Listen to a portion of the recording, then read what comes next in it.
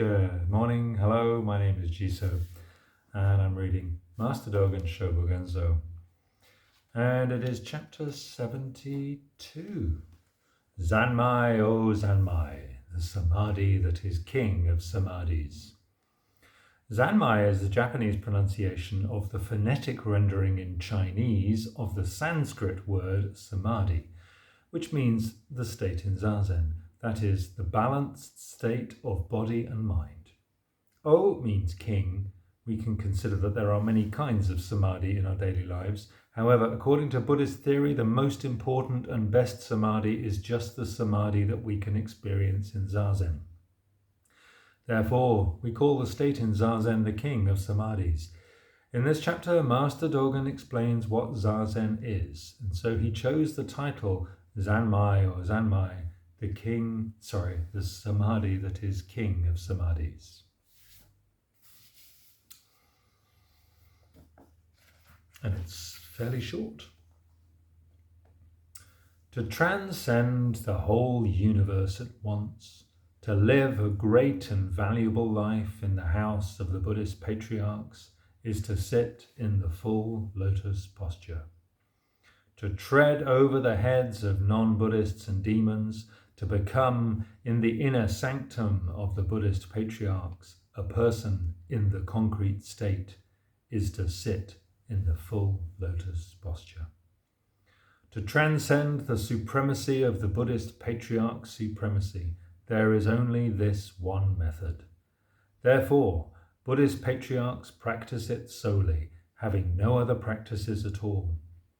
Remember, the universe in sitting is far different from other universes. Clearly understand this truth.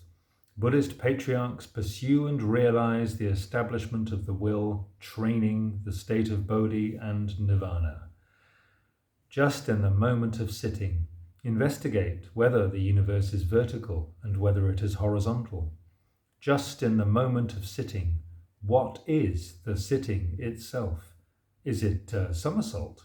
Is it a state of vigorous activity? Is it thinking? Is it beyond thinking? Is it doing something? Is it not doing anything? Is it sitting inside of sitting? Is it sitting inside of the body-mind? Is it sitting that is free of the inside of sitting, the inside of the body-mind, and so on?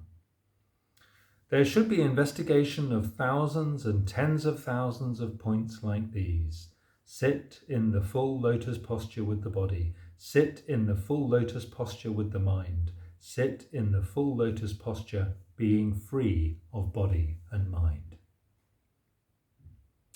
My late master, the eternal Buddha, says, to practice Zazen is to get free of body and mind. Just to sit is to have attainment from the beginning. It is not necessary to burn incense, to do prostrations, to recite the Buddha's name, to confess, or to read the sutras. Clearly, in the last 400 or 500 years, only one person, my late master, has scooped out the eye of the Buddhist patriarch and sat inside the eye of the Buddhist patriarch. Few people have equaled him, even in China. Very few people realize that the act of sitting is the Buddha Dharma, and that the Buddha Dharma is the act of sitting. Even if some physically understand sitting to be the Buddha Dharma, none has realized sitting as sitting. How then can any be maintaining and relying upon the Buddha Dharma as the Buddha Dharma? This being so, there is sitting with the mind, which is not the same as sitting with the body. There is sitting with the body, which is not the same as sitting with the mind. And there is sitting that is free of body and mind, which is not the same as sitting that is free of body and mind. Already to have attained the state like this is the Buddhist patriarch state in which practice and understanding are in mutual accordance. Maintain and rely upon this awareness, thought, reflection. Investigate this mind, will, consciousness. Shakyamuni Buddha addresses a large assembly. If we sit in the full lotus posture, the body-mind will experience Samādhi, and many people will revere the dignity and virtue of the state. Like the sun lighting up the world, it clears away sleepy, lazy, and melancholic mind. The body is light and tireless. Perception and consciousness are also light and responsive. We should sit like coiled dragons. On seeing just a picture of the lotus posture, even the king of demons is afraid. How much more so if he sees a person really experiencing the state of truth, sitting without inclination or agitation.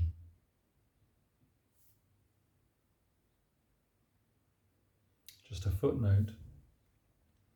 Sitting like a coiled dragon suggests a sitting posture in which there is stability and power without undue rigidity or exertion. Thus, on seeing a picture of the lotus posture, even the king of demons is surprised, worried, and afraid. Still more, when we really sit in the lotus posture, the virtue is beyond imagination. In short, the happiness and virtue of everyday sitting are limitless. Shakyamuni Buddha addresses a large assembly. This is why we sit in the full lotus posture. Then the Tathagata, the world-honoured one, teaches his disciples that they should sit like this. Sometimes non-Buddhists pursue the truth by continuously standing on tiptoes. Sometimes they pursue the truth by continuously standing up, and sometimes they pursue the truth by carrying the legs on the shoulders. Mad and obstinate mind like this sinks into the sea of wrongness, and the body is not peaceful. For this reason, the Buddha teaches his disciples to sit in the full lotus posture, sitting with the mind upright. Why? Because if the body is upright, the mind is easily set right. When the body sits upright, the mind is not weary, the mind is regulated, the intention is right, and the attention is bound to what is immediately present. If the mind races or becomes distracted, and if the body leans or becomes agitated, sitting upright regulates them and causes them to recover. When we want to experience Samādhi and want to enter Samādhi, even if the mind is chasing various images and is variously distracted, sitting upright completely regulates all such states. Practicing like this, we experience and enter the Samādhi that is the king of Samādhis.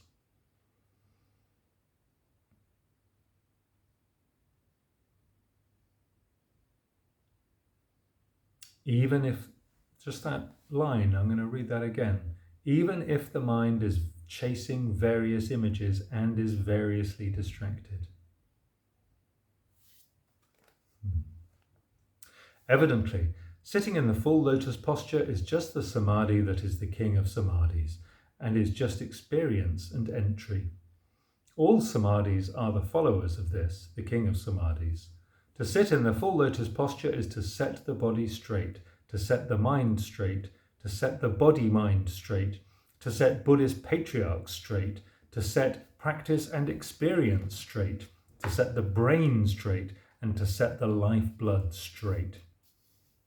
Now, sitting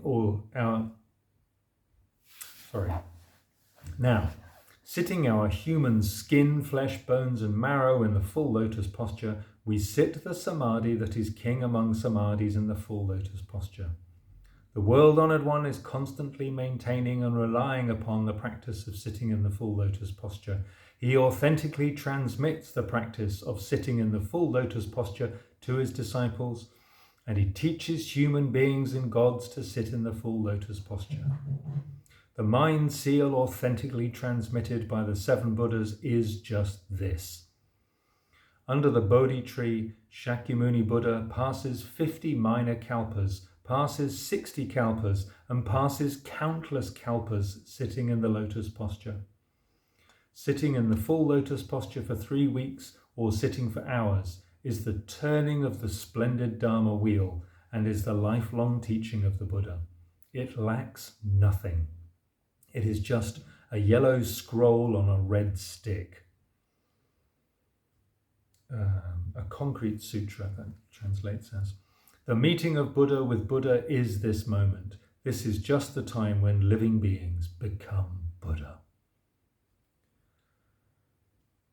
The first patriarch, the Venerable Bodhidharma, after arriving from the west, passed 9 years facing the wall at Shorinji Temple on Shoshitsu-ho Peak in the Sugaku Mountains, sitting in zazen in the lotus posture. From that time through to today, brains and eyes have pervaded China. The lifeblood of the first patriarch is only the practice of sitting in the full lotus posture. Before the first patriarch came from the west, the people of eastern lands never knew sitting in the full lotus posture. Since the ancestral master came from the west, they have known it. This being so, just to sit in the lotus posture, day and night, from the beginning to the end of this life, and for tens of thousands of lives, without leaving the temple grounds, and without having any other practice, is the Samādhi that is king of Samādhis. Shōbōgenzō, Zanmai-o-Zanmai, preached to the assembly at Kippo Temple in Etsu on the 15th day of the second lunar month in the second year of Kangen 1244.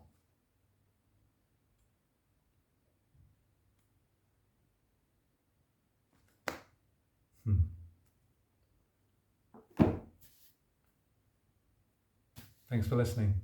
Take care.